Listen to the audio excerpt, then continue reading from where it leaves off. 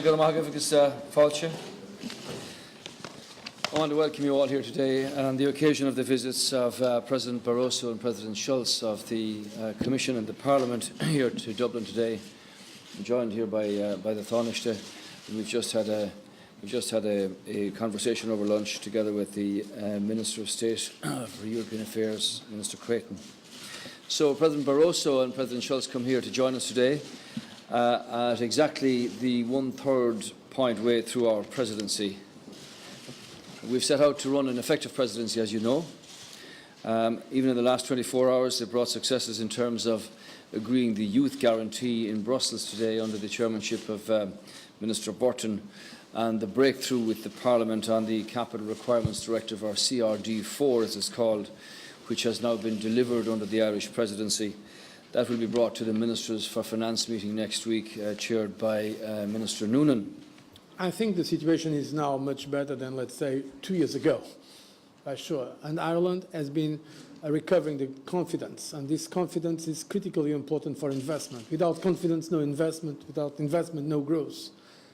And the Taoiseach and the Taoiseach already have presented some of the impressive results of Ireland in the recent times.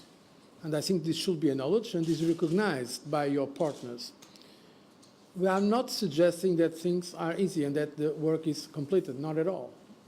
But for instance, the successful auction some time ago for Ireland, showing the confidence there is now in the markets, it's indeed extremely good news. So I keep my confidence that Ireland will be able to have a full coming back to the markets before the end of this year. It is in this sense that I believe that Ireland has turned the corner. I was not pretending at all that problems are settled. On the contrary, we are very well aware of the huge difficulties that are still faced by many Irish citizens, and we have the greatest respect for those sacrifices that were made. But in fact, as we have been saying also, in Ireland and in other parts of Europe, without this kind of measures, we could not see light at the end of the tunnel. I think it's fair to say that now, regarding Ireland, we can see a light at the end of the tunnel. And this is extremely important, not only and above all for the Irish people, but also for other parts in Europe. I remember that the CEO, I think of Barclays, in a hearing in the House of Commons, said, we failed not because we had too much rules, we failed because we had not enough rules. And I think in the follow-up of such a message of a leading senior manager of a British bank, we should understand that a reform of the bonus system especially is an element to limit irresponsible speculation. If you decouple bonuses from short-term speculation, you minimize risks. This is one of the spirit of our debate in the European Parliament.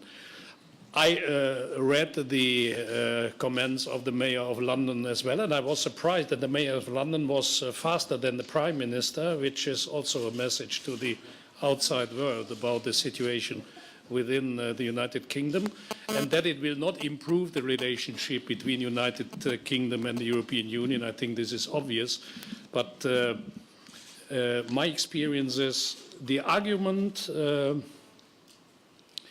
capitalists are shy beasts. You should not look too severe to them, then they escape and go to other parts of the world. That's well known to me since a very long time. My experience is they have their experience to live with rules.